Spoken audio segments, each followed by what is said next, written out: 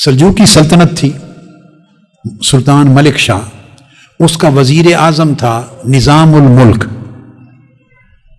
اور امام غزالی کا زمانہ تھا، آپ کی جوانی کی عمر کے اندر نظام الملک نے سلجوق سلطنت کے وسائل سے بغداد میں مدرسہ نظامیہ قائم کر دیا تھا۔ یہ پہلی یونیورسٹی تھی، اسلامک یونیورسٹی ہم کہہ سکتے ہیں۔ تو مدرسہ نظامیہ پھر بغداد کے علاوہ اصفہان اور دیگر علاقوں میں 7 مختلف شہروں میں 7 اسلامی بڑے بڑے مدارس بنائے گئے یا اسلامک یونیورسٹیز، جن سے درس نظامی کا یا مدارس نظامیہ کا نام چلتا ہے۔ وہ ان کا بانی نظام الملک توسی تھا، توس کا رہنے والا تھا۔ توس علاقہ ہے ایران میں جہاں سیدنا امام علی رضا کا مزار اقدس ہے، مشہد مقدس، اس پورے علاقے کو توس کہتے تھے۔ تو نظام الملک توسی وزیر اعظم تھا سلطان ملک شاہ سلجوقی کا، اس نے اسلامی مدارس بنائے، یونیورسٹیز۔ ان میں سے جو بغداد کا مدرسہ تھا اس کے ایک وائس چانسلر پہلے امام الحرمین الجوینی تھے، ان کے بعد امام غزالی اس کے وائس چانسلر تھے۔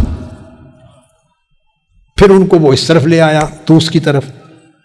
اب میں کہنا یہ چاہتا ہوں کہ سلطنت مدارس پہ خرچ کرتی تھی اس وقت، سلطنت سلجوقی سلطنت کے وسائل۔ عباسی خلیفہ تو بالکل ایک سمبولک خلیفہ تھا نا، بالکل ایک برائے نام، ایک امبریلا تھا صرف۔ تو سلجوقی سلطنت مدارس پہ خرچ کرتی تھی، تنخواہیں دیتی تھی، اور بغداد میں مدارس تھے۔ مگر جو بات بتانا چاہتا ہوں، اسی شہر میں غوث العظم رضی اللہ تعالیٰ عنہ بھی تھے۔ آپ نے اس وقت کی سرکار کے کسی مدرسہ میں جاب نہیں کیا، اور سلجوقی سلطنت اور جو بھی خلافت اور حکومت تھی، ان کے وسائل، چندہ، ریسورسز اپنے مدرسہ کے لیے نہیں لیے۔ آپ کی غیرت کا اندازہ کریں، آپ کی شخصیت میں حریت کا اندازہ کریں۔ جب آدمی پیسے مانگتا ہے، خواہ وہ اہل ثروت مالدار لوگوں کے پاس جا کر مانگے، خواہ وہ حکومتوں سے مانگے، جو مانگتا ہے وہ مرد حر نہیں رہتا، وہ آزاد نہیں رہتا، اس کی آزادی چھن جاتی ہے۔ جس لمحہ اس نے ہاتھ پھیلایا، جس لمحہ اس نے زبان ہلائی مانگنے کے لیے، اس لمحہ وہ مرد حر نہیں رہا، اس کی آزادی چھن گئی، وہ پیسہ دینے والے کا غلام ہو گیا۔ اب وہ اس کی خوشی کو سوچے گا، اس کے ماتھے کے تیور کو دیکھے گا، اس کے لیے حلال حرام کرے گا۔ وہ آپ میری بات سمجھ رہے ہیں؟ فتوے بیچے گا، اس کو پیسہ چاہیے، اسے وسائل چاہیے۔ اور یہ فتویٰ بیچنا آج شروع نہیں ہوا، یہ بنو امیہ کے دور سے فتوے بک رہے ہیں، بنو عباس کے دور سے فتوے بک رہے ہیں۔ ہر زمانے کا سلطان اور بادشاہ خلیفہ، اس کے محل میں علماء کی ایک مجلس ہوتی تھی، اور اس کے اندر ہی کچھ لوگ، بلکہ اکثریت فتویٰ بیچنے والوں کی ہوتی۔ غیرت مند کم ہوتے، جو کہ وسائل نہیں تھے۔ جو غیرت مند ہوتے وہ امام احمد بن حنبل کی طرح کوڑے کھاتے، جو غیرت مند ہوتے امام شافعی کی طرح کیس میں، بغداد میں ان کو بیڑیاں پہنا کر، چینز پہنا کر یمن سے بغداد لایا گیا تھا، جیل میں رکھا امام شافعی رضی اللہ تعالیٰ عنہ کو، امام احمد بن حنبل کو جیل میں رکھا۔ یہ عباسی خلفاء تھے، ائمہ جن کے دم سے امت کا دین اور فقہ اور احکام شریعت قائم ہے۔ امام مالک کو گھر میں ہاؤس اریسٹ کر دیا، 24 سال تک مدینہ میں رہ کر مسجد نبوی میں نماز جمعہ پڑھنے نہیں دی گئی ان کو۔ امام مالک، امام اعظم ابو حنیفہ کو جیل میں ڈال دیا گیا، یہ عباسی خلیفے تھے، اور جیل میں عمر بھر رکھا، حتیٰ کہ جنازہ امام اعظم ابو حنیفہ کا جیل سے نکلا۔ یہ 4 ائمہ، 4 فقہی مذاہب ہے نا، چاروں کے اماموں کا حال بتا دیا۔ حنفی، امام اعظم ابو حنیفہ کا جنازہ جیل سے اٹھا۔ کیوں اٹھا؟ اس لیے کہ حکمرانوں کے سامنے سر نہیں جھکایا، حکمرانوں کی بات نہیں مانی، اپنا علم نہیں بیچا، اپنی حریت اور آزادی نہیں بیچی۔ جب اللہ کو مان لیا تو جو اللہ کو سچے دل سے مانتا ہے، اس کا سر اللہ کے سوا کسی بندے کے آگے نہیں جھکتا، اس کی غیرت نہیں بکتی، وہ مرد حر ہوتا ہے، وہ آزاد ہوتا ہے، اس کو ایسا ہونا چاہیے کہ دنیا ڈرے اس کے رعب سے۔ تو امام اعظم کا جنازہ جیل سے اٹھا، امام مالک 24 سال گھر میں محصور رہے، ہاؤس اریسٹ رہے مدینہ پر، امام شافعی نے جیل کاٹی، امام احمد بن حنبل نے جیل بھی کاٹی، کوڑے بھی کھائے۔ یہ چاروں فقہی مذاہب کے بانیان کا حال ہے۔ باقیوں کو تو پھر تذکرہ سبجیکٹ نہیں ہے، یہ میں نے اشارے دیے آپ کو۔ تو فتوے اس وقت بھی بکتے تھے جب یزید نے امام علی مقام علیہ السلام کو شہید کرنے کے لیے منصوبہ بنایا ہوگا، اریسٹ کرنے کا، اور مدینہ سے نکالا، تو اس وقت بھی فتوے بکے ہوں گے۔ ابن زیاد کے دربار میں بھی فتوے بکے ہیں، ہو گئے نہیں، بکے ہیں ایکچوئل۔ جب کوئی بڑا قدم سلطان اٹھاتا ہے، بادشاہ وقت، تو وہ اس زمانے روایت تھا جو کہ اسلام کا نام یوز کرنا ہے، دین کا نام، فتویٰ یوز کرنا ہے، تو فتوے بکتے تھے۔ تو جب آپ مدد لیتے ہیں تو آپ کی آزادی ساتھ چلی جاتی ہے، بیلنس کر کے چلنا بڑا مشکل ہو جاتا ہے، اور بعض امور میں پھر آپ بول نہیں سکتے، چپ رہتے ہیں، بالکل خاموش رہتے ہیں۔ لہذا حضور سیدنا غوث العظم رضی اللہ تعالیٰ عنہ، قطب ربانی، غوث سمدانی، محبوب سبحانی، سیدنا شیخ عبد القادر الجیلانی، ان کی غیرت نفس، عزت نفس، آزادی، حریت اور مقام و مرتبہ اس اینگل سے دیکھیں کہ وسائل نہیں ہیں۔ سرکار اس وقت کی حکومت و سلطنت دینی علوم کے فروغ کے لیے خرچ کر رہی ہے، مدارس کھول رہی ہے، اساتذہ کو تنخواہیں دیتی ہے، طلباء کے خرچے دیتی ہے، مدارس میں فائنانشل ہیلپ کرتی ہے، مگر اسی شہر میں آپ مدرسہ بناتے ہیں، مگر ایک پائی سرکار سے نہیں لیتے۔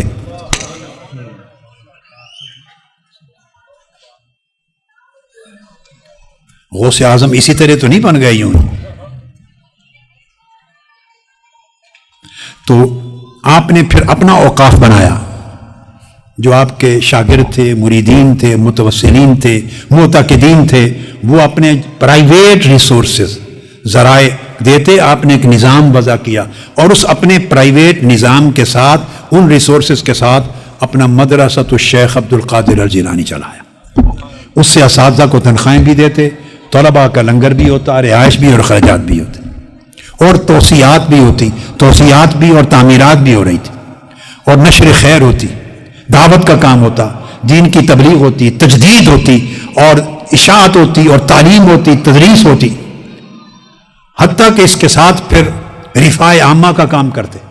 حضور سیدنا غوث العظم رضی اللہ تعالیٰ ویلفیئر ایکٹیویٹیز بھی کرتے، ہیومینیٹیرین سروسز بغداد شہر میں آپ دیتے، غریبوں کے لیے دسترخوان لگواتے، ان کے لیے لنگر کھولتے، ان کی مالی ضروریات کی کفالت کرتے، گلی کوچے میں لوگوں کو مشکلات ہوتی، وہاں مدد کے لیے اپنے طلباء کو بھیجتے، کہیں خود بھی تشریف لے جاتے،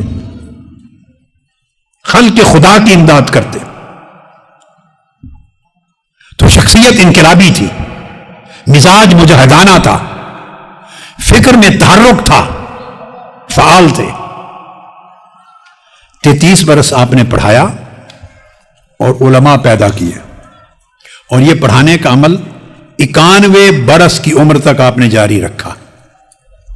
ہجری سن میں 91 ہو جاتا ہے، اور عیسوی سن میں 90 برس، 90 یا 99 برس آپ نے عمر مبارک پائی۔ آپ نے پھر جب مدرسہ کی توسیع کر دی، جب پڑھانا شروع کیا، تو 2 3 4 طالب علموں کے پڑھانا شروع کی۔ اتنی چھوٹی مجلس، اس کا نخرہ بھی نہیں تھا۔ کیا؟ چونکہ تصوف، روحانیت اور ولایت جب یہ نصیب ہو جاتا ہے تو نخرہ ختم ہو جاتا ہے۔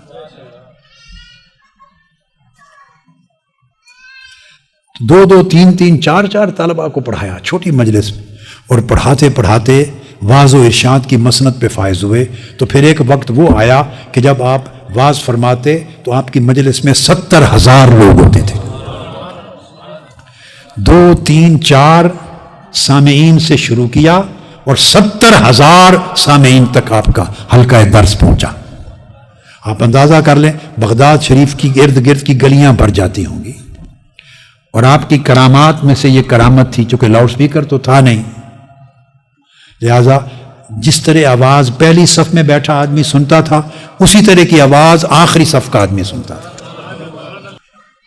اور آپ ہر روز خود بنفس نفیس اپنے مدرسہ میں، آج کی لینگویج میں کہہ لیں کالج میں، دارالعلوم میں، ابھی یونیورسٹی تو نہیں کہہ سکتے اس کو، جو مرکز علم تھا آپ کا دارالعلوم، اس میں ہر روز 13 علوم آپ خود پڑھاتے تھے، خود پڑھاتے تھے. اتنے بڑے ٹیچر تھے، اتنے بڑے پروفیسر تھے، اتنے بڑے استاذ اور معلم تھے. آپ عظیم عالم تھے، عظیم مدرس تھے، عظیم مفسر تھے، عظیم محدث تھے، عظیم فقیہ تھے، عظیم متکلم تھے، عظیم مفتی تھے، عظیم صوفی تھے، عظیم زاہد و عابد تھے، عظیم عارف تھے، عظیم ولی تھے، عظیم ہیومینیٹیرین لیڈر تھے، عظیم مسلح تھے، عظیم مجاہد تھے. آپ کی شخصیت ہماگیر شخصیت تھی. ہم نے صرف ایک رخ صرف سامنے رکھا ہوا ہے، باقی سارے رخ ہماری نگاہوں سے وہ چلے. 13 علوم اپنے طلباء یعنی علماء کو اور طلباء کو خود پڑھاتے تھے. اور باقی جیسے جیسے مدرسہ یا کالج بڑھتا چلا گیا تو پھر اور اساتذہ آپ ہی کے تلامذہ پڑھ کے مسند معلمیت پر فائز ہوتے گئے تو پھر اور اساتذہ آتے گئے، طلباء بڑھتے گئے، اساتذہ بڑھتے گئے. اس میں علوم القرآن پڑھاتے، علم القرآن، علم التفسیر، علم الحدیث، علم الفقہ، علم الافتاء، اصول الفقہ، اسلامک جورسپروڈنس، اسلامک لا، یہ سارا علوم پڑھاتے. پھر اس طرح پھر آقا علیہ الصلوۃ والسلام کے دین کی مختلف برانچز جتنے علوم کی تھی وہ ساری پڑھاتے تھے. پھر علم الزہد، علم السلوک، علم التصوف، تزکیہ اور احسان کے علوم یہ سارے پڑھاتے. اب آپ حیران ہوں گے، ایک اس سے آگے بات کرنے لگا. صرف یہی نہیں پڑھاتے تھے آپ کے مدرسہ میں، آپ کے کالج میں. بعد میں اس کا نام مدرسہ باب الشیخ اور مدرسہ تو شیخ عبد القادر الجیلانی ہو گیا. جو شیخ ابو سعید مخزومی کا مدرسہ تھا یا شیخ ابو سعید المخرمی کا، وہ پھر آپ کے نام سے منسوب ہو گیا مدرسہ شیخ عبد القادر الجیلانی.